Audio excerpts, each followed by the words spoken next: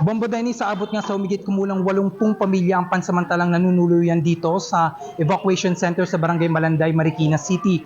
Ayon sa ilang mga residente na ating nakapanayam, nakapag-abot naman na daw ng tulong ang ating pamahalaan. Ayon kay Maria Teresa Reyes, nagbabantay dito sa evacuation center.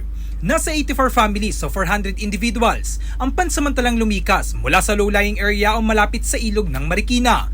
Sa ngayon niya, ay nasa 78 families o 363 individuals ang nasa evacuation center. Sinimula na rin anya na ilang apektadong residente ang paglilinis sa kanilang bahay. Dahilan kung bakit kakaunti ngayon ng tao.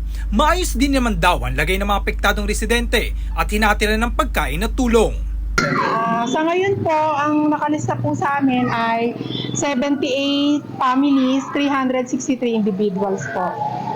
Yun po yung sa amin. Yung latest po ngayon. Kasi kami yung shifting ng 6 a.m. to 2 p.m. Okay naman po. Sa ngayon po, kaya po medyo kukunti po dito. Yung iba po, naglilinis na po siguro sa kanilang bahay para makalipat na rin po. Ganun po. Ang instruction sa amin, hanggat nandito sila, hanggat hindi umalis yung kahuli-hulihan, nandito po kami. Shifting po kami eh. Tatlong shift po kami eh. Kaya dire-diretso po yung namin. Kahit po, halimbawa may pasok na kami sa office, maghahati-hatian pa rin po kami ng pag-aano dito. Basikaso. Nakausap din natin ang ilang apektadong residente rito, mismo sa evacuation center. Ayon kay Melissa Alvarez, matagal nang nakatira malapit sa Marikina River. Simula kahapon pa sila rito sa evacuation center na pansamantalang nanunuluyan. Kwento niya, bukod sa TV, ay wala na silang ibang gamit na naisalba dahil sa mataas na level ng tubig sa kanilang tinitirahan. Kahit na maraming bagyo na ang nagdaan, ay hindi raw nila naisipang lumipat ng tirahan.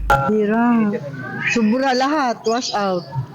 Ubos lahat yung gamit namin. Ay hindi, may natira pa naman TV. Ano yung nailikas ng TV? TV lang. Tapos lahat na ng gamit, hindi na namin inakyat. Kasi hindi naman talaga siya monthly ang baha. Baga, after 10 years, 3 years, parang ganun lang naman. Baga, sanay na. Tapos ngayon na lang. Ngayon lang uli. Nung Ulysses 2019. Oh, yun. Ulysses tapos itong Karina. Itong Karina. 2019 nga tayo, 20. Sa Laysay naman, ni Jose Mariano, lubog daw sa baha ang kanilang bahay, dahilan kung bakit lahat ng gamit nila ay nabasa. Gayunpaman, nagpaabot naman na raw ng tulong ang pamahalaan sa kanila kagaya ng pagbibigay ng pagkain.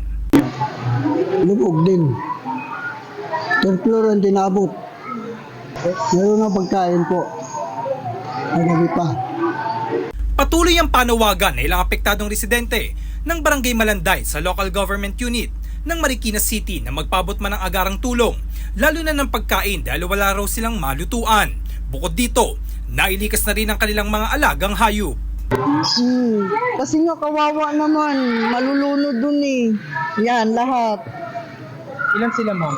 Ilan ang aso po sa... Yan, isa, tapos bali 5. Kawawa naman, pag pinabayaan, malulunod.